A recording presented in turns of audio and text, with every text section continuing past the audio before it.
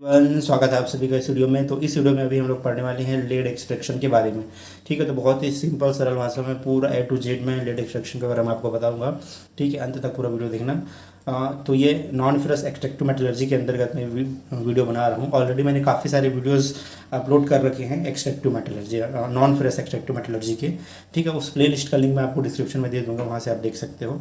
ठीक है, और भी काफ़ी सारे सब्जेक्ट के वीडियो मैंने बनाए हैं, आप प्ले लिस्ट में जाके चेक कर सकते हैं। ठीक है, तो चलिए पढ़ते हैं लेड एक्सट्रैक्शन के बारे में। तो आगे बढ़ने से पहले मैं आपको कुछ क्वेश्चंस पूछूंगा, ठीक है, जिसका आंसर आगे आने वाले वीडियो में आपको मिलेगा, और लास्ट में मैं पूरा इस क्वेश्चन का आंसर भी आपको मैं लास्ट में बता दूंगा।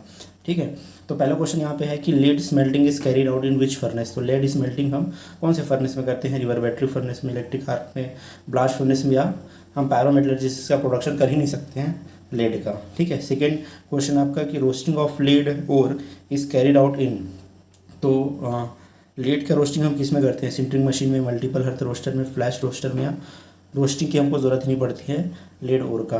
ठीक है, थर्ड क्वेश्चन है कि boiling point of lead is lower than zinc. तो लेड की बॉइलिंग पॉइंट क्या जिंक से कम है ना? ये सही है कि गलत है, ये आपको बताना है।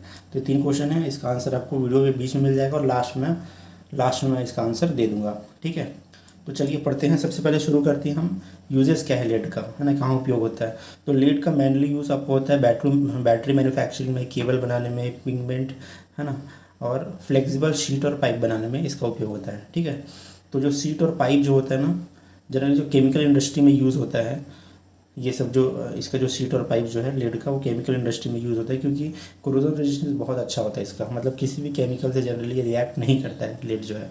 ठीक है, इसके अलावा जो सेकेंड मोस्ट इंपॉर्टेंट जो इसका यूज़ है वो है अलॉय। ठीक है, अलॉय बनाने के लिए, जैसे बहुत सारा आपका फेरस अलॉय भी है। ठीक है, जैसे फ्री कटिंग हमको डेवलप करना है स्टील के अंदर, तो उसमें लेड का हम अलॉइंग एलिमेंट का एडिशन करते हैं। ठीक है, सोल्डर बनाते हैं जो सोल्डरिंग में काम आता है, सोल्डरिंग जो वेल्डिंग है एक तरह से, वहाँ पे हम इसके उपयोग करते हैं। ठीक है, इसके अलावा प्रिंटिंग में, बियरिंग्स में यूज़ होता है, बॉल बियरिंग वगैरह सब में। तो ये सब इंपॉर्टेंट यूजेस हैं लेड के। ठीक है, अब देखते हैं इसके बारे में, अकेरेंस के बारे में, है ना, या ओर और मिनरल बोल सकते हो। इसके ओर और मिनरल कौन से, इसके बारे में देखते हैं। तो लेड जो है जनरली सल्फाइड के फॉर्म में पाया जाता है। ठीक है, इसका ओर जो है ज़्यादातर सल्फाइड ओर ही मिलता है। ठीक है, ऑक्साइड भी मिलता है, काफ़ी कम है। तो सबसे जो मोस्ट कॉमन ओर है वो है गैलेना, PVS गैलेना, और इसी का यूज़ सबसे ज़्यादा किया जाता है लेड के एक्सट्रैक्शन में। ठीक है, इसके अलावा और इसका ओर है आपका सेरूसाइट है, PbCO3, है ना, एंजलेसाइट है, PbSO4। इसमें से सबसे ज़्यादा यूज़ होता है गैलेना का। ठीक है, तो लेड के ओर में लेड के साथ साथ और भी काफ़ी सारे एलिमेंट्स होते हैं, जैसे जिंक सल्फाइड है, आयरन सल्फाइड, कॉपर सल्फाइड, है ना, ये सब। और इसके अलावा और बहुत से प्रीशियस मेटल, सिल्वर वगैरह, बिस्मथ वगैरह, और भी काफ़ी सारे एलिमेंट्स होते हैं। ठीक है, अगर देखा जाए तो ओर में जनरली केवल 10% तक ही लेड होता है। लेड के ओर में अगर बोला जाए तो केवल 10% लेड होता है, इसके अलावा बाकी अदर एलिमेंट्स होते हैं। ठीक है, यहाँ पे आप देखिए, ये आपका जो है लेड का ओर है। ठीक है, ये लेड का ओर है गैलेना। अब यहाँ पे ये प्योर लेड है। ठीक है, तो जैसे मैंने बताया ना, इसमें केवल 10% लेड होता है, बाकी सारी और बहुत सारी इम्प्योरिटीज़ होती है। ठीक है, तो चलिए फ्लो चार्ट से मैं थोड़ा सा ब्रीफ एक्सप्लेन कर देता हूँ, फिर उसके बाद डिटेल से आगे बढ़ेंगे, क्योंकि मैं शुरू में सारा चीज़ एक्सप्लेन कर दूंगा ना, तो आपको हर चीज़ अच्छे से समझ में आएगी। तो मैं ब्रीफ में पहले बता देता हूँ हम लोग क्या क्या पढ़ने वाले हैं। तो सबसे पहले जो लेड का ओर होता है, जिसमें बहुत सारे और भी एलिमेंट्स होते हैं, सबसे पहले हमको उसका कॉन्सेंट्रेशन करना पड़ता है। कॉन्सेंट्रेशन मतलब ओर ड्रेसिंग करना पड़ता है, या मिनरल प्रोसेसिंग बोल सकते हैं, वो करते हैं। और मिनरल प्रोसेसिंग के अंदर हम करते हैं फ्रोथ फ्लोटेशन। ठीक है, क्योंकि लेड का ओर क्या है, जनरली गैलेना जो है सल्फाइड ओर है वो, तो उसका हम फ्रोथ फ्लोटेशन से उसका हम क्या करते हैं, बेनिफिशिएशन करते हैं। ठीक है, तो हमको क्या मिलता है, लेड सल्फाइड मिलता है। ठीक है, और बाकी बहुत सारी इम्प्योरिटीज़ जो है वहाँ पे दूर हो जाती है। नेक्स्ट जो प्रोसेस होता है वो सिंटर बनाते हैं। ठीक है, सिंटर मतलब यहाँ पे आयरन का सिंटर नहीं, लेड का सिंटर बनता है। लेड और कोक वगैरह को मिक्स करके हम क्या करते हैं, सिंटरिंग मशीन होता है, उसमें हम इसको सिंटर बनाते हैं। ठीक है, क्योंकि ब्लास्ट फर्नेस नेक्स्ट जो प्रोसेस होता है वो ब्लास्ट फर्नेस रिडक्शन होता है। हम इसको ब्लास्ट फर्नेस में चार्ज करते हैं। ठीक है, तो ब्लास्ट फर्नेस में आपको पता है कि हम फाइन चार्ज नहीं कर सकते हैं। ठीक है, लेकिन फ्रोथ फ्लोटेशन प्रोसेस के लिए हमको फाइन्स चाहिए होता है ओर का, तो हम शुरू में ओर को फाइन्स करते हैं, फ्रोथ फ्लोटेशन करते हैं, फिर नेक्स्ट क्या करते हैं, सिंटर रोस्टिंग करते हैं। सिंटरिंग मशीन में रोस्टिंग करते हैं, तो इससे रोस्टिंग भी हो जाता है और हमको लम्प्स फॉर्म में भी मिल जाता है लेड का ओर। अब उसी लम्प फॉर्म में जो हमको मिला है सिंटर, उसको हम चार्ज करते हैं ब्लास्ट फर्नेस में, ठीक है।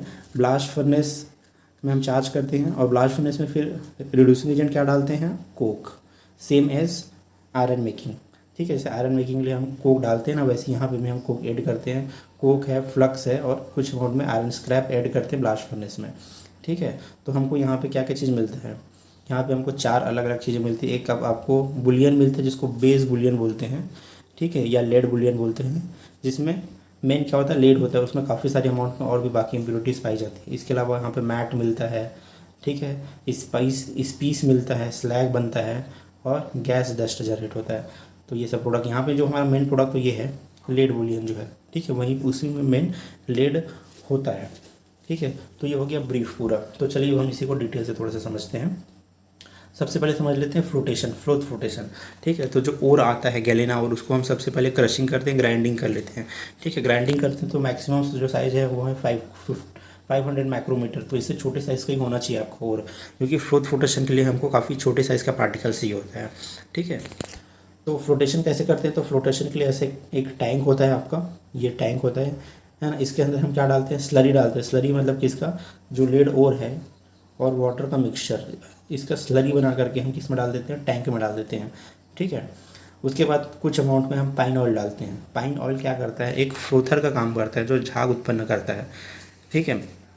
फ्रोथर डालने के बाद कुछ अमाउंट में हम क्या डालते हैं, नेक्स्ट कलेक्टर डालते हैं। कलेक्टर क्या करता है ना, जो सल्फाइड ओर है ना, उसके सरफेस में जाके एब्जॉर्ब हो जाता है। जैसे सल्फाइड हो रहा है तो उसके सरफेस में जाके एब्जॉर्ब हो जाएगा, एक लेयर बना लेगा, है ना। और ये लेड की सरफेस को क्या बना देगा, हाइड्रोफोबिक बना देगा, है ना। कलेक्टर क्या बना देता है, सल्फाइड ओर के सरफेस को हाइड्रोफोबिक बना देता है। हाइड्रोफोबिक मतलब ये अब वाटर से दूर भागेगा और एयर की तरफ अट्रैक्ट होगा, ठीक है। तो हाइड्रोफोबिक होने की वजह से ना झाग से अट्रैक्ट होता है, तो झाग इसके चिपक जाता है, ठीक है। अब झाग आपको पता है हमेशा सरफेस में ही रहता है ना, झाग तो नीचे कभी बनता नहीं है। तो झाग के साथ जो सल्फाइड ओर है ना, वो ऊपर आ जाता है यहाँ पे, ठीक है। तो ऊपर लाने के लिए इसमें लगातार स्टीयरिंग करना पड़ता है, ठीक है। यहाँ पे देखो एजिटेटर है, लगातार इसको घुमाते हैं, हवा सप्लाई देते रहते हैं, ठीक है। तो इससे प्रॉपर झाग बनता है, प्रॉपर कलेक्टर अपना काम करता है और झाग के साथ जितने भी सल्फाइड हो रहे हैं वो ऊपर आ जाता है और जितने भी गैंग वगैरह होते हैं वो यहाँ नीचे बैठ जाते हैं, ठीक है। तो इस तरह से हम क्या करते हैं, मिनरल प्रोसेसिंग करते हैं, ठीक है। तो इसके बाद जो लेड का परसेंटेज है ना और में वो बहुत ज़्यादा बढ़ जाता है, 60-70% तक पहुंच जाता है, जिससे पहले केवल 10% था, ठीक है। तो इस तरह से हम क्या कर लेते हैं, ओर का बेनिफिशिएशन कर लेते हैं, ठीक है। तो जो ओर मिलता है उसको हम कॉन्सेंट्रेट बोलते हैं, ठीक है। इसको याद हमेशा रखिए कि जो हमको मेन एलिमेंट जो मिलता है उसको कॉन्सेंट्रेट बोलते हैं और जो गैंग जो अलग हो जाता है उसको टिलिंग्स बोलते हैं, ठीक है। तो हमको ये कॉन्सेंट्रेट प्राप्त होता है। अब इसी कॉन्सेंट्रेट का आपको नेक्स्ट प्रोसेस क्या करना है, रोस्टिंग करना है, ठीक है। अब मैं बता दूँ रोस्टिंग करते क्यों हैं, है ना। अब देखिए जनरली लेड क्या है, सल्फाइड के फॉर्म में पाया जाता है, PbS, लेड सल्फाइड।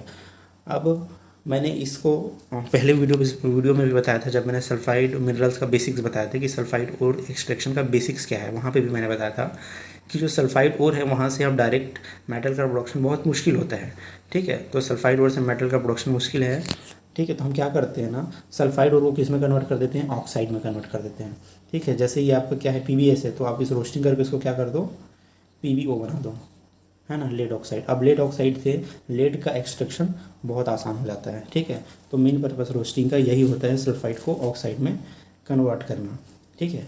अब रोस्टिंग करने के लिए देखिए बहुत सारा मशीन आता है, ऑलरेडी मैंने वीडियो इस पर बना रखा है, रोस्टिंग पे टाइप्स ऑफ रोस्टर सब मैंने समझा रखा है, ठीक है। तो बहुत सारे रोस्टिंग मशीन आते हैं। तो लेड ओर का रोस्टिंग हम जनरली किस में करते हैं, ड्वाइट लाइट सिंटरिंग मशीन में, ठीक है। ये सेम मशीन है जो आयरन ओर का सिंटर बनाने का काम आता है, सेम वर्किंग है, सेम उसी तरीके का ही मशीन है, ठीक है। तो ये ड्वाइट लाइट सिंटरिंग मशीन का एडवांटेज क्या है, एक तो आपका सिंटरिंग रोस्टिंग बहुत अच्छे से होता है, ठीक है। सल्फ़र का एलिमिनेशन बहुत हद तक हो जाता है इसमें, ठीक है। सल्फ़र का एलिमिनेशन बहुत अच्छा होता है, जितना भी सल्फ़र होता है ना, बहुत अच्छे से रिमूव हो जाता है, केवल 1 से 2% तक ही सल्फ़र बचता है, ठीक है। तो बहुत ज़्यादा अच्छा सल्फ़र रिमूवल होता है। इसके अलावा सेकेंड चीज़ क्या है कि हमको ब्लास्ट फर्नेस में चार्ज करने के लिए क्या चाहिए, लंप के फॉर्म पे ओर चाहिए, है ना, बड़े साइज़ में चाहिए, है ना। लेकिन वो तो पहले क्या था, हमने तो ग्राइंडिंग कर रखा है, ठीक है। तो सिंटरिंग रोस्टिंग करने से क्या फ़ायदा है, एक तो रोस्टिंग भी होगा बहुत अच्छे से, दूसरा क्या हो जाता है हमको बड़े बड़े फॉर्म में केक के फॉर्म में मिल जाता है, उसको हम अपने हिसाब से साइज़ में तोड़ लेते हैं और फिर हम इसको आसानी से ब्लास्ट फर्नेस में चार्ज कर सकते हैं। ठीक है, तो यहाँ पे देखो दिया गया है कि इस मशीन से क्या होता है, सल्फ़र बहुत अच्छे से एलिमिनेट हो जाता है और जो सिंटर मिलता है उसकी प्रॉपर्टी भी बहुत अच्छी रहती है, जैसे उसकी स्ट्रेंथ अच्छा रहता है, पोरोसिटी अच्छा रहता है, जो कि ब्लास्ट फर्नेस के लिए ज़रूरी है। ठीक है, स्ट्रेंथ और पोरोसिटी। तो थोड़ा सा मैं आपको बता देता हूँ सिंटरिंग मशीन कैसे काम करता है। हालांकि मैंने एक वीडियो बना रखा है सिंटर पे, है ना, वहाँ पे मैं ब्रीफ में आपको बता देता हूँ। तो सिंटरिंग कैसे करते हैं, सबसे पहले हॉपर होता है आपका, रॉ मटेरियल्स का हॉपर होता है ना, जिसमें रॉ मटेरियल जनरली हम यहाँ पे क्या यूज़ करते हैं, लेड कॉन्सेंट्रेट जो फ्लोथ फ्लोटेशन से आया है, प्लस कोक यूज़ करते हैं। ठीक है, प्लस फ्लक्स यूज़ करते हैं, तीनों को एक प्रॉपर साइज़ में, है ना, ग्राइंड करके हम क्या करते हैं, सबसे पहले उसमें मिक्सिंग ड्रम में भेजते हैं। ठीक है, मिक्सिंग ड्रम में कुछ हम उसमें वाटर डाला जाता है, पानी, क्योंकि पानी यहाँ पे एक तरह से बाइंडर का काम करता है। वाटर डालते प्रॉपर मिक्सिंग करते हैं, प्राइमरी वाटर शुरू ऐड करते हैं, फिर आखिरी में और सेकेंडरी वाटर ऐड करते हैं। तो मॉइस्चर कंटेंट एक प्रॉपर अमाउंट में होना चाहिए। मिक्सिंग होने के बाद फिर इसको हम कहाँ भेज देते हैं, रॉ मिक्स हॉपर में। हॉपर से फिर ये चार्ज हो जाता है सेंटर बेड में, ये सेंटर बेड होता है, इसके ऊपर हम इसको एक लेयर बना के चार्ज कर देते हैं। फिर क्या करते हैं ना, इसके ऊपरी हिस्से को क्या करते हैं, इग्नाइट करते हैं, इसके ऊपर सरफेस के लेयर के ऊपर सरफेस को इग्नाइट करते हैं और नीचे से हवा को सक किया जाता है, खींचा जाता है, नीचे कुछ सक किया जाता है ब्लोअर से। ठीक है, तो क्या होता है, क्या किया, जैसे सिंटर बेड है आपका, तो ऊपर सरफेस को आपने इग्नाइट किया और नीचे से आप हवा खींच रहे हो, तो क्या होगा ना, धीरे धीरे ये ऊपर से चालू है जलना, वो धीरे धीरे नीचे की ओर जलना चालू होता है। ठीक है, तो इस तरह से प्रॉपर बॉन्डिंग बन जाता है और एक पूरा केक की तरह फॉर्म हो जाता है, एकदम केक जैसा बन जाता है। ठीक है, मतलब एक सिंगल वो बन जाता है। उसको फिर बाद में नेक्स्ट हम क्या कर लेते हैं, इसको तोड़ लेते हैं क्रशर से, रोलर क्रशर होता है, उसमें प्रॉपर साइज़ में तोड़ लेते हैं, फिर स्क्रीनिंग करके हम ब्लास्ट फर्नेस में भेज देते हैं। ठीक है, तो इस तरह से काम करता है। जैसे यहाँ को मैं बता दूँ, जैसे सिगरेट होता है ना, सिगरेट के एक हिस्से को जलाते हैं, उसको खींचते हैं तो धीरे धीरे वो पूरा आखिरी तक जलता है, वैसे यहाँ पे भी है।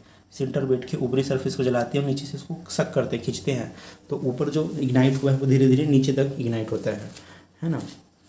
अब यहाँ पे एक चीज़ और है कि पहले डाउन ड्राफ्ट का यूज़ किया जाता था, इसको क्या बोलते हैं, डाउन ड्रॉट बोलते हैं, मतलब नीचे से खींच रहे हैं, ऊपर जला रहे हैं और नीचे से हवा खींच रहे हैं।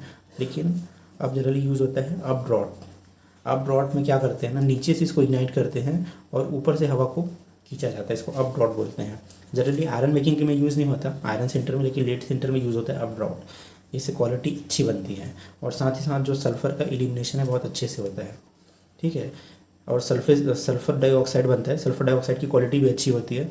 सल्फ़र डाइऑक्साइड की क्वालिटी इसलिए अच्छी होनी चाहिए क्योंकि हम उसका आगे जाके एसिड बनाते हैं, H2SO4 बनाने का काम आता है। ठीक है, उसको हवा में भी आप ऐसे छोड़ नहीं सकते सल्फ़र डाइऑक्साइड को, क्योंकि वो एसिड रेन, एक पॉल्यूशन होता है ना, एसिड रेन करता है वो। ठीक है, एनवायरनमेंट को पॉल्यूशन कर लेता है, तो सबसे अच्छा क्या होता है, हम उसको एसिड बना लेते हैं, वो कंपनी के लिए भी इकोनॉमिकल होता है। तो इस तरह से क्या काम करता है, आपका सिंटर रोस्टिंग काम करता है। ठीक है, तो सल्फ़र कंटेंट को यहाँ पर देख सकते हो, सल्फ़र कंटेंट जो पहले 16 से 18% था वो 1 से 2% तक रिड्यूस हो जाता है। ठीक है, रिएक्शन देख लो, आपका जो लेड सल्फाइड ऑक्सीजन के साथ रिएक्शन करके लेड ऑक्साइड बना लेता है। ठीक है, तो हम यहाँ पे क्या करें, सल्फाइड को ऑक्साइड में कन्वर्ट करते हैं। ठीक है, यहाँ पे हमारा मेन मकसद क्या होता है, डेड रोस्टिंग का होता है। डेड रोस्टिंग मतलब होता है पूरे सल्फर को एलिमिनेट करना, इसको डेड रोस्टिंग बोलते हैं। ठीक है, वहीं कॉपर के केस में हम क्या कर रहे थे, कंट्रोल्ड रोस्टिंग कर रहे थे। वहाँ पे हम केवल जो आयरन सल्फाइड था ना उसको बस रोस्टिंग कर रहे थे, कॉपर सल्फाइड को नहीं कर रहे थे, तो उसको बोलते हैं कंट्रोल रोस्टिंग, इसको बोलते हैं डेड रोस्टिंग। ठीक है, तो इस तरह से इसमें रिएक्शंस होते हैं। ये देखिए इस तरह से दिखता है आपका सिंटर, है ना, लेड का जो सिंटर है। ठीक है, लेकिन अभी एक और टेक्नोलॉजी आ चुकी है। ठीक है, जो HZL यूज़ करता है हिंदुस्तान जिंक लिमिटेड, वहाँ पे ऐसा वाइट लाइट सिंटरिंग मशीन नहीं होता है। वहाँ पे क्या होता है ना, पॉट्स होता है, ऐसे कास्ट आयरन का रेक्टेंगुलर ऐसे पॉट्स होता है ऐसे। ठीक है, इसी में ही ना जो और है कोक वगैरह है उसको मिक्स करके यहाँ पे चार्ज कर देते हैं पूरा। ठीक है, और नीचे से हवा सप्लाई करते हैं, ऊपर से इसको हुड होता है वो सक करता है, नीचे इग्नाइट करते हैं और ऊपर जो हुड होता है वो ऊपर की ओर सक करता है, तो नीचे से बर्न होता है, ऊपर तक पूरा बर्न होता है। मतलब रोस्टिंग भी हो जाता है और प्रॉपर एक केक के फॉर्म में भी आ जाता है। ठीक है, तो यहाँ पे हमको क्या मिलता है, ऐसे रेक्टेंगल फॉर्म में ऐसे केक टाइप का मिलता है यहाँ पे ऐसा। ठीक है, 140 बाई 140 इसका साइज़ का पीट होता है कास्ट आयरन का, तो इस तरह से रोस्टिंग करते हैं, बहुत सारा पिट्स होता है। तो इस तरीके से भी जो HZL में इस तरह से इस्तेमाल करते हैं, मतलब इस तरह से रोस्टिंग करते हैं। ठीक है, अब देखिए नेक्स्ट प्रोसेस क्या है आपका, स्मेल्टिंग प्रोसेस। ठीक है, तो मैंने जैसे कि मैंने बताया स्मेल्टिंग हम किस में करते हैं, यहाँ ब्लास्ट फर्नेस में करते हैं। ठीक है, अब ब्लास्ट फर्नेस से आपको मैं सीधा फोटो दिखाता हूँ, वही समझाता हूँ। ये जो दिख रहा है ना आपको, ये लेड ब्लास्ट फर्नेस है। ठीक है, अब थोड़ा सा आपको अंतर नज़र आ रहा होगा बनावट में, कि जो आयरन का जो ब्लास्ट फर्नेस था वो थोड़ा सा ऐसे रहता था, टैपर्ड फॉर्म में ऐसे, फिर वो ऐसे रहता है, तो ये शेप रहता था थोड़ा सा ऐसे नीचे की ओर, क्या हो रहा है, एरिया डायमीटर बढ़ते जाता था। लेकिन यहाँ पे ऐसा नहीं होता, यहाँ पे जो शाफ्ट होता है, शाफ्ट जनरली क्या होता है, वर्टिकल शाफ्ट होता है, सिलेंडर की तरह, सिलेंडर शेप ऐसा होता है, एक वर्टिकल शाफ्ट होता है, देख रहे हो आप, एकदम सीधा ऐसे ऐसे नहीं रहता है। ठीक है, तो ये एक अंतर है। थोड़ा सा मैं कंपेरिजन बता देता हूँ आपको आयरन ब्लास्ट फर्नेस का और लेड ब्लास्ट फर्नेस का, तो आपको काफ़ी सारा कॉन्सेप्ट क्लियर हो जाएगा। ठीक है, क्योंकि हम आयरन ब्लास्ट फर्नेस को बहुत अच्छे से पढ़े रहते हैं, तो मैं कंपेरिजन करके आपको बताऊंगा तो आपको अच्छे समझ में आएगा। ठीक है, तो एक अंतर ये आपका क्या होगा, ये वर्टिकल होता है, वर्टिकल शाफ्ट। अब ये जो ब्लास्ट फर्नेस होता है ना, लेड ब्लास्ट फर्नेस, काफ़ी छोटा होता है as compare to iron blast furnace. ठीक है, इसके मैं डायमेंशंस आपको दिखाता हूँ।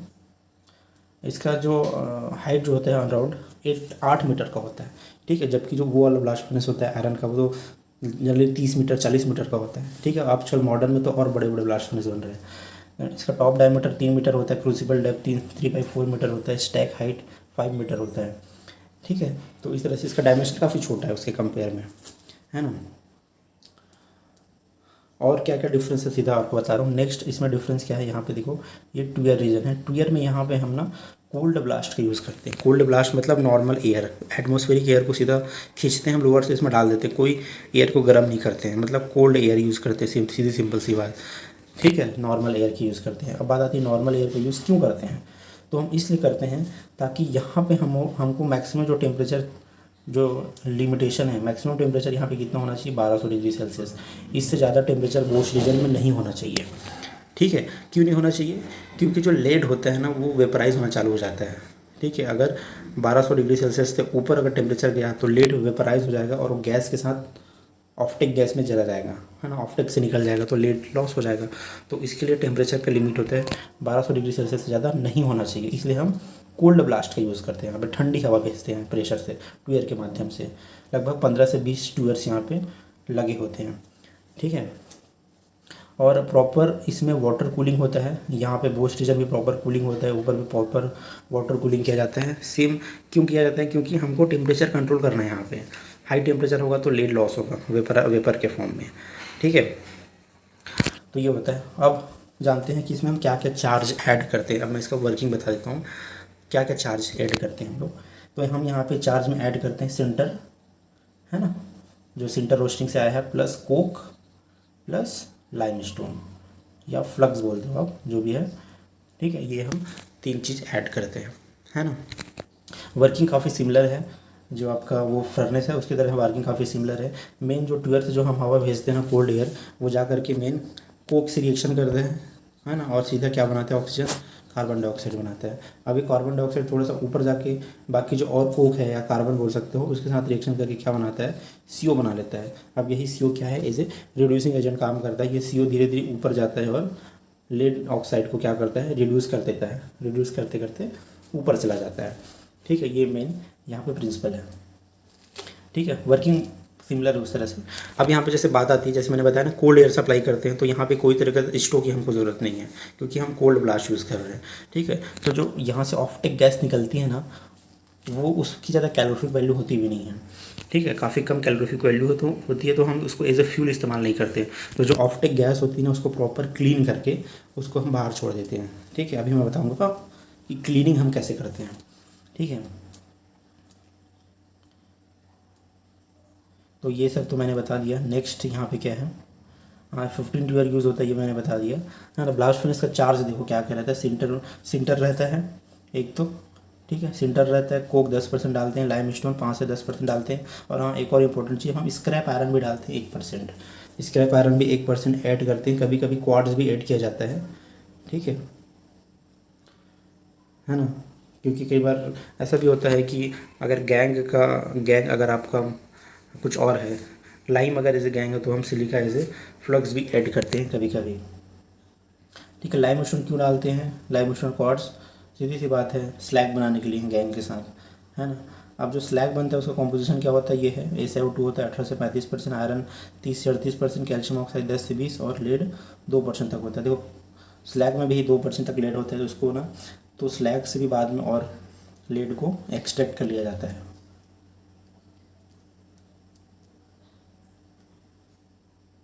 ठीक है, तो इस तरीके से होता है। अब मैं नेक्स्ट इसमें प्रोसेस बताता हूँ। ये जो ऑफ्टेक गैस है इसके बारे में पहले बता देता हूँ। जो ऑफ्टेक गैस यहाँ से बाहर निकलती है ना, उसको हम क्या करते हैं, सबसे पहले भेजते हैं डस्ट कैचर में, ये होता है डस्ट कैचर। अब देखो हम क्लीन क्यों कर रहे हैं ऑफ्टेक गैस को, क्योंकि ऑफ्टेक गैस में ना लेड बहुत होता है, लेड का बहुत छोटा छोटा डस्ट जो है ना लेड के साथ उड़ जाता है। अब ये जो लेड होता है ना बहुत ही क्या है, हेल्थ के लिए हजार्डस है, तो हम डायरेक्टली उसको एनवायरनमेंट में फेंक नहीं सकते, छोड़ नहीं सकते, क्योंकि ये हेल्थ को, आसपास के लोगों के हेल्थ को पूरा ख़राब करेगा, एनवायरमेंटल पोल्यूशन करेगा। इसलिए आपको जो गैस निकल रही है उसमें से लेड को आपको हटाना है। तो सबसे पहले उसको हटाने के लिए, क्लीन करने के लिए हम भेजते हैं डस्ट कैचर में। ठीक है, डस्ट कैचर होता है, यहाँ से आता है आपका ऑफ्टेक गैस, यहाँ से नीचे से होते हुए ऐसे इधर से चला जाता है। तो क्या होता है, जब ऊपर से नीचे आता है ना, उसकी वेलोसिटी कम हो जाती है गैस की, और वेलोसिटी कम होने की वजह से जो बहुत सारा डस्ट है वो हवा के साथ, गैस के साथ नहीं जा पाता है, नीचे गिर जाता है। ठीक है, तो इस तरह से डस्ट कैचर काम करते हैं। ठीक है, डस्ट कैचर के बाद ये नेक्स्ट जाता है आपका स्क्रबर में, वेट स्क्रबर में जाता है। ठीक है, यहाँ से हम क्या करते हैं, फ्लू गैस को सप्लाई यहाँ से पास कराते हैं और ऊपर से पानी की बौछार देते हैं। ठीक है, तो पानी की बौछार देने से क्या होता है, जो छोटा छोटा डस्ट है ना वो पानी के साथ यहाँ नीचे चला जाता है। जैसे हम लोग कई बार बाहर को झाड़ू लगाते हैं तो बहुत धूल उड़ती है तो पानी छिड़क देते हैं, तो जितना धूल है वो बैठ जाता है। सेम यहाँ पे भी उसी तरीके का है, पानी छिड़क देते हैं तो जितना भी गैस में जो डस्ट है उसके साथ नीचे आ जाता है। ठीक है, ये ऑफ्टेक गैस ऊपर से निकल जाता है, क्लीन गैस। नेक्स्ट फिर इसको भेजते हैं आपका स्क्रू कन्वेयर में। स्क्रू कन्वेयर क्या करता है ना, यहाँ से इधर से जाते हुए गैस इधर पास करता है, तो एक कन्वेयर की तरह रहता है, तो इसमें और जो भी डस्ट वगैरह है वो नीचे बैठ जाता है। ठीक है, स्क्रू कन्वेयर में भेजते हैं। नेक्स्ट फिर इसको भेजा जाता है बैग फिल्टर में। ये आपको जो दिख रहा है ना, एक बैग फिल्टर है। बैग फिल्टर में क्या करता है, यहाँ से डस्टी एयर को पास कराते हैं, है ना, ऐसे, तो ये इस बैग में से ऐसे जाता है। ठीक है, तो ये बैग का साइज़ बहुत छोटा होता है, तो जितने भी छोटे छोटे डस्ट है ना उसको कैच कर लेते हैं वो। ठीक है, वो बैग में ही चिपक जाता है। ठीक है, फिर यहाँ से ऊपर से क्लीन गैस बाहर निकल जाता है ना। अब टाइम टाइम पे इस बैग को भी साफ़ करना पड़ता है, तो कंप्रेस्ड एयर से सब बैग को टाइम टाइम पे साफ़ किया जाता है और डस्ट को नीचे कलेक्ट किया जाता है। ठीक है, बहुत ब्रीफ में बता रहा हूँ, काफ़ी सारी चीज़ें जानने को भी है, बस मैं ब्रीफ में बता रहा हूँ इसमें। फिर नेक्स्ट जाता है इलेक्ट्रोस्टैटिक प्रेसिपिटेटर में। इसको क्या होता है, नेगेटिव इलेक्ट्रोड होता है, ये जो ब्लैक कलर का दिख रहा है, और पॉजिटिव इलेक्ट्रोड होता है। ठीक है, अब दोनों के बीच में चार्ज होता है, तो जब आपका जो ऑफ्टेक गैस यहाँ से निकलता है तो बहुत जो छोटे छोटे डस्ट है ना जो रिमूव नहीं हो पाए हैं वो भी चार्ज होके चिपक जाते हैं, या तो नेगेटिव इलेक्ट्रोड से चिपकेंगे या पॉजिटिव से चिपक जाएंगे। ठीक है, तो यहाँ से जो गैस निकलती है ना वो पूरी डस्ट फ्री होती है, इसमें बिल्कुल भी लेड नहीं होता, इसको फिर ऑफ्टेक से बाहर निकाल देते हैं। ठीक है, यही है इलेक्ट्रोस्टैटिक प्रेसिपिटेटर। तो ये पूरा प्रोसेस होता है। ठीक है, तो बाकी फिर वर्किंग तो मैंने बता दिया, और क्या और वर्किंग बचा है ये तो मैंने बता दिया कि जो PbO होता है फिर COC रिएक्शन करके क्या बना रहता है, लीड प्लस CO2, ये ऑफ्टेक गैस में CO2 निकल जाता है। और जो हम लाइम डाले हैं, ठीक है, लाइम क्या करता है, फिर जो भी इस गैंग होता है, जैसे लाइम मतलब कैल्शियम ऑक्साइड, जो अगर सिलिका वगैरह गैंग होगा उसके साथ रिएक्शन करके कैल्शियम सिलिकेट बना लेता है स्लैग, वो बॉटम में इकट्ठा होता है। ठीक है, मेटल और स्लैग। अब जो स्क्रैप आयरन हम डालते हैं ना उसका मैं बता देता हूँ हम क्यों डालते हैं। जैसे मैंने अभी बताया ना कि 1% हम स्क्रैप आयरन भी डालते हैं, उसका क्या पर्पस है, तो उसका 2 से 3 महीने उसका पर्पस होता है। पहला पर्पस ये है कि जो कुछ अमाउंट में लेड सल्फाइड बच जाता है ना, अनरोस्टेड लेड सल्फाइड बच जाता है, मतलब कुछ लेड का रोस्टिंग नहीं हो पाता है ना, तो वो जो लेड सल्फाइड होता है उसको रिड्यूस करने का काम करता है आयरन, है ना। पहला पर्पस हो गया। दूसरा पर्पस क्या होता है, आयरन जो है सिलिका के साथ मिलके ना ये आयरन सिलिकेट बनाता है, एक तरह से ये स्लैग है ना। इसका मेल्टिंग पॉइंट काफ़ी कम होता है, तो मेल्टिंग पॉइंट कम होने की वजह से ना जो स्लैग जो बनता है एकदम फ्लूइड बनता है। फ्लूइड स्लैग मतलब आसानी से फ्लो कर सकता है। ठीक है, और फ्लूइड स्लैग बनना ज़रूरी है, क्योंकि अगर स्लैग अगर फ्लूइड नहीं होगा तो मेटल के साथ क्या होगा, मिक्स होने के चांसेस है। तो सेकेंड काम ये करता है कि स्लैग के मेल्टिंग पॉइंट को कम करता है। तीसरा इसका मेन जो पर्पस होता है वो स्लैग लॉस को कम करता है, सॉरी लेड के लॉस को स्लैग में कम करता है। ठीक है, ये कैसे कम करता है, अगर लीड कुछ अमाउंट में अगर स्लैग में चला जाता है ना, is a lead silicate, lead slag में कैसे जाता है, लेड सिलिकेट बना के, तो जब हम आयरन डालते हैं ना तो ये लेड को रिप्लेस कर देता है, लीड को वापस से मेटल भेज देता है और लेड की जगह आयरन आ जाता है, आयरन सिलिकेट बना लेता है। ठीक है, तो ये 3 मेन पर्पस होता है आयरन स्क्रैप डालने के। रिएक्शंस आप देख लो, ये जो आपका देखो लेड सिलिकेट है, तो आप आयरन डालते हो ना तो उसको रिप्लेस कर देता है, आयरन सिलिकेट बना देता है और लेड अलग हो जाता है, ये चला जाता है लेड में चला जाता है। ठीक है, और इसके अलावा जो पीबीओ है उसको भी रिड्यूस कर देता है, लेड ऑक्साइड को रिड्यूस कर देता है।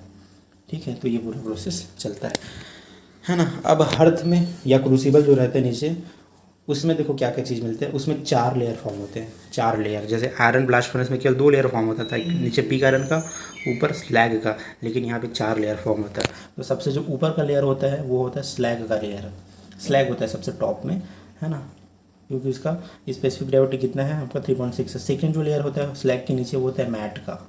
मैट किसका होता है, कॉपर का, जनरली जो कॉपर सल्फाइड जो रोस्टिंग नहीं हो पाया जिसका, तो कॉपर सल्फाइड क्या बना लेता है, मैट बना लेता है। मैट मतलब होते हैं मिक्सचर ऑफ सल्फाइड, है ना, मैट बना लेता है। थर्ड जो लेयर होता है वो है द स्पीस अगर आर्सेनिक अगर काफ़ी ज़्यादा मात्रा में हो ओर में, है ना, तो ये आयरन और आर्सेनिक आपस में कंपाउंड बना लेता है जिसको स्पीस बोलते हैं, तो थर्ड लेयर उसका होता है। और जो सबसे बॉटम में जो लेयर होता है, फोर्थ लेयर होता है लीड का, जिसको बेस बुलियन बोलते हैं। ठीक है, तो इस तरह से होता है, सबसे नीचे बेस बुलियन होगा, उसके ऊपर स्पीस होगा, उसके ऊपर आपका मैट होगा, उसके ऊपर स्लैग होगा। तो इस तरह से 4 लेयर आपका फॉर्म होता है बॉटम में। ठीक है, 4 लेयर फॉर्म हो गया, चारों को अलग अलग हम क्या कर लेते हैं, बाहर निकाल लेते हैं, टाइपिंग कर लेते हैं मतलब। ओके, अब नेक्स्ट प्रोसेस क्या होगा इसमें, ट्रीटमेंट ऑफ बेस बुलियन। तो बेस बुलियन किसको बोलते हैं, जो लेड जो हमको मिलता है ना, वही उसी को हम बेस बुलियन बोलते हैं। तो ये जो बेस बुलियन है ना, इसको लेड रिच लेयर बोलते हैं। ये भी पूरी तरीके से शुद्ध नहीं होता है, ऐसा नहीं कि इसमें केवल लेड रहता है बाकी एलिमेंट नहीं रहते हैं, ऐसा नहीं है। काफ़ी सारे इंपॉर्टेंट एलिमेंट्स जो प्रीसियस मेटल्स है ना, वो लेड के साथ डिजॉल्व होकर क्या बना लेता है, बेस बुलियन बना लेता है। तो इस बेस बुलियन का हमको ट्रीटमेंट करना पड़ता है। क्यों करना पड़ता है, एक तो हमको लेड चाहिए प्योर फॉर्म में, दूसरा बहुत सारा जो प्रीसियस मेटल है उसको भी अलग करना है। ठीक है, वो प्रीसियस मेटल बहुत ही इकोनॉमिकल है प्लांट के लिए, काफ़ी सारा पैसा प्लांट उससे भी कमा लेते हैं प्रीसियस मेटल से, है ना। ठीक है, तो अब मैं बताता हूँ कि बेस बुलियन से कैसे हम बाकी जो मेटल्स है उसको हम अलग करते हैं। ठीक है, तो बहुत सारे स्टेप्स हैं। तो इसमें पहला स्टेप होता है ड्रॉसिंग। ठीक है, तो ड्रॉसिंग क्या होता है, drossing is a combination of liquation and oxidation. ठीक है, तो हम इसको किस में कैरिड आउट करते हैं, रिवर बैटरी फर्नेस में। तो रिवर बैटरी फर्नेस में हम जो लेड बुलियन है उसको ले जाते हैं और उसका टेम्परेचर मेंटेन करते हैं 350 डिग्री सेल्सियस। ठीक है, तो लेड का जो मेल्टिंग पॉइंट होता है ना वो 327 डिग्री सेल्सियस होता है। तो इसमें लेड जो है मेल्ट हो जाता है और जो बाकी इम्प्योरिटीज़ हैं उसको हम क्या करते हैं, ऑक्सीडाइज करते हैं रिवर बैटरी फर्नेस में। इसको 350 डिग्री सेल्सियस में बेस बुलियन को ले जाते हैं और ऑक्सीजन सप्लाई करते हैं या सिंपल एयर सप्लाई करते हैं। तो जो कुछ एलिमेंट्स ऐसे होते हैं जो ऑक्सीजन से रिएक्शन करते हैं तो ऑक्साइड बना लेते हैं। ठीक है, तो ऑक्साइड बना के ऊपर एक लेयर बना लेते हैं, उसको हम टाइम टाइम पे बाहर निकाल लेते हैं। ठीक है, इसको ऑक्सीडेशन बोलते हैं। लिक्वेशन भी होता है कुछ, जैसे आयरन जो होता है, आयरन क्या होता है, आयरन और लेड आपस में बिल्कुल भी मिक्स नहीं होते लिक्विड के फॉर्म में। तो अगर आपको लेड में से आयरन को अगर अलग करना है तो आप क्या कर लो, दोनों को अलग को आप हीट कर दो। हीट करोगे तो क्या होगा, आयरन अलग लेयर बना लेगा, लेड अलग लेयर बना लेगा। ठीक है, इसको बोलते हैं लिक्वेशन। तो लिक्वेशन और ऑक्सीडेशन दोनों होता है, इससे हम काफ़ी सारी इम्प्योरिटी दूर कर लेते हैं। नेक्स्ट जो स्टेप होता है वो होता है डीकॉपराइजेशन, मतलब कॉपर को रिमूव करना। तो कॉपर को रिमूव करने के लिए क्या करते हैं ना, सेम फर्नेस में ही टेम्परेचर को थोड़ा सा बढ़ा देते हैं, 500 से 550 डिग्री सेल्सियस ले जाते हैं। फिर कुछ अमाउंट में सल्फर ऐड कर लेते हैं। तो सल्फर क्या करता है, कॉपर के साथ रिएक्शन करके कॉपर सल्फाइड बना लेता है। ठीक है, तो कॉपर सल्फाइड का एक अलग लेयर बन जाता है। जैसे ये लेड बेस बुलियन है, इसके ऊपर एक कॉपर ऐड करोगे ना तो कॉपर सल्फाइड का लेयर बन जाएगा। तो इसको हम अलग कर लेंगे ऊपर को, तो कॉपर अलग हो गया वहाँ से।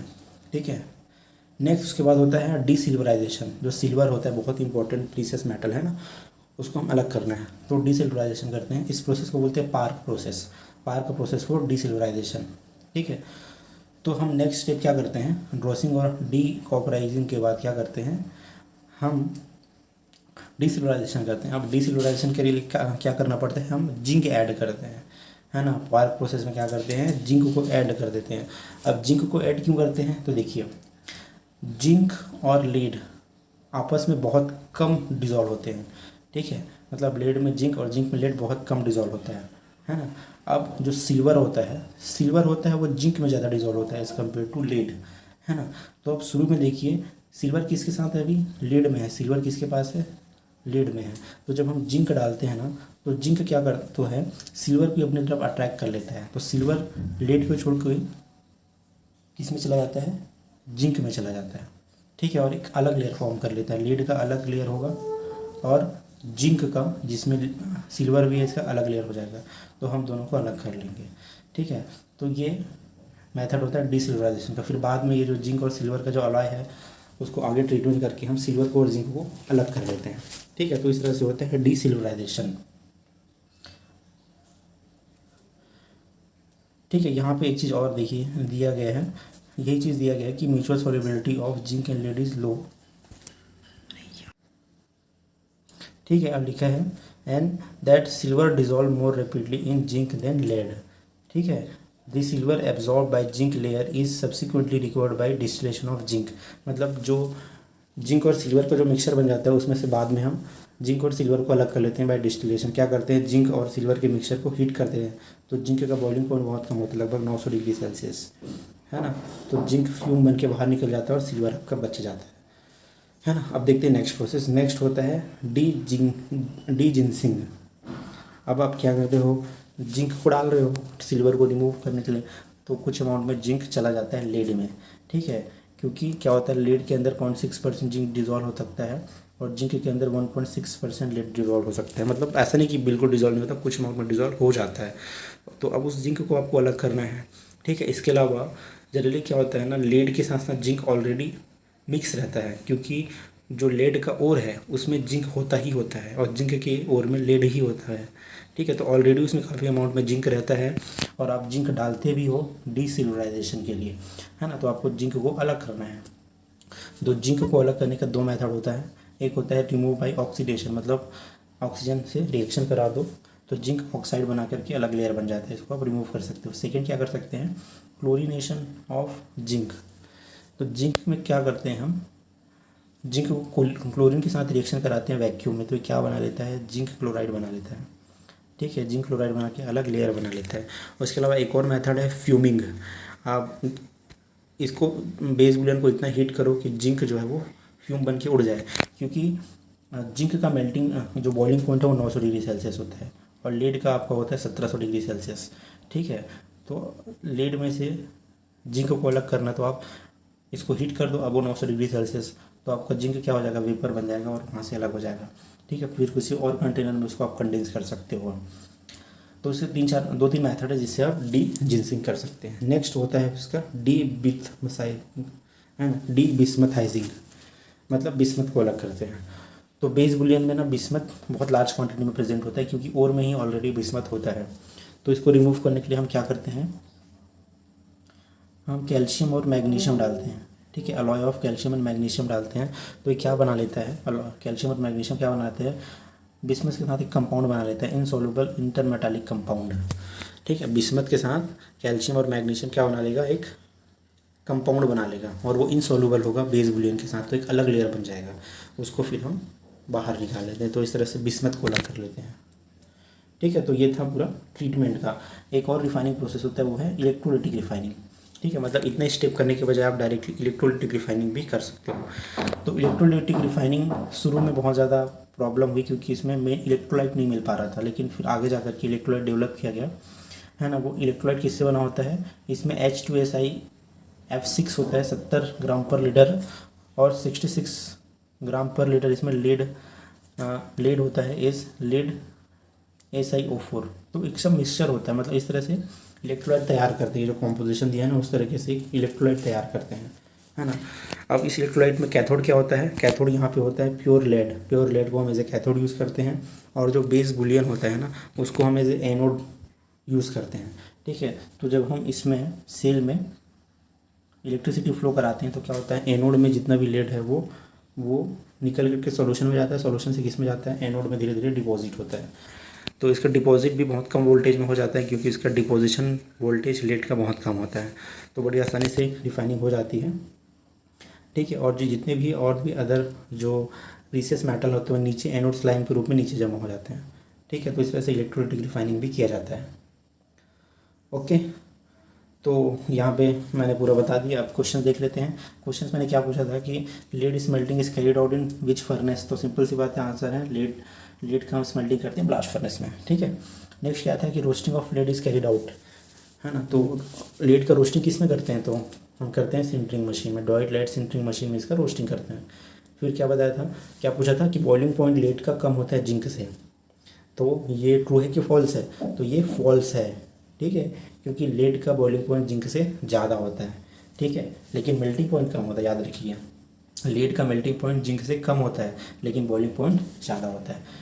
ओके, तो ये था पूरा वीडियो लेड एक्सट्रैक्शन पे। आपको वीडियो कैसा लगा प्लीज़ कमेंट करके बताना, और कोई डाउट हो तो आप कमेंट सेक्शन में पूछ सकते हो। Okay, bye bye, thank you so much and God bless you all.